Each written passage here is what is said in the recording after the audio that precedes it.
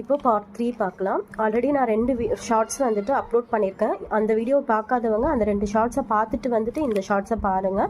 அப்போ தான் உங்களுக்கு அண்டர்ஸ்டாண்ட் ஆகும். இப்போ வந்துட்டு இந்த டிசைனை எப்படி இந்த மாதிரி ஜரி பார்டரில் ட்ரேஸ் பண்ணுறது அப்படிங்கிறத பார்க்கலாம். ஆக்சுவலி நான் எப்படி பண்ணேங்கிறத பார்க்குறதுக்கு முன்னாடி எப்படிலாம் ட்ரேஸ் பண்ணலான்னு பார்த்தீங்கன்னா, நீங்கள் ஒன்று கார்பன் ஷீட் யூஸ் பண்ணி இது மேலே அடியில் கார்பன் ஷீட் வச்சு நீங்கள் காப்பி பண்ணிக்கலாம். இல்லைனா சாப்பா பவுடர், அதாவது ட்ரேசிங் பவுடர் யூஸ் பண்ணலாம். ட்ரேசிங் பவுடருமே வந்துட்டு உங்களுக்கு ஒயிட் கலர் நல்லா விசிபிளாக தெரியாதுன்னு ஃபீல் பண்ணுறீங்கன்னா பிளாக் கலரும் இருக்குது மார்க்கெட்டில், நீங்கள் பிளாக் கலரும் யூஸ் பண்ணலாம். இல்லை இதை விட நான் ஈஸியாக பண்ணணும்னு நீங்கள் நினைக்கிறீங்க அப்படின்னா பிளைன் ஃபேப்ரிக்கில் இந்த மாதிரி ஃபேப்ரிக் அடியில் வச்சாலே டிசைன் நல்லா விசிபிளாக தெரியும், நம்ம ட்ரேஸ் பண்ணிக்கலாம். அதை விட்டால் இன்னும் நீங்கள் திக்கான ஃபேப்ரிக்கில் கூட ஈஸியாக ட்ரேஸ் பண்ணிக்கலாம். இது பாருங்கள், நான் இப்போ சில்க் காட்டன் ஃபேப்ரிக் அடியில் வச்சுருக்கேன். இதில் கூட ஓரளவுக்கு டிசைன் தெரியுது. சேம் டெக்னிக்கே தான். இன்னொன்று என்ன எக்ஸ்ட்ரா யூஸ் பண்ணேன்னா டார்ச் லைட் யூஸ் பண்ணிக்கிட்டேன். டார்ச் லைட் கீழே வச்சுட்டு யாராவது ஹெல்ப்புக்கு இருந்தாங்கன்னா நீங்கள் ஹெல்ப்புக்கு அடியில் வந்து டார்ச் லைட்டையோ இல்லைனா மொபைல் ஃபோனில் இருக்க ஃப்ளாஷ் லைட்டையோ பிடிக்க சொல்லிவிட்டு அடியில் வச்சு நீங்கள் ட்ரேஸ் பண்ணிக்கலாம்.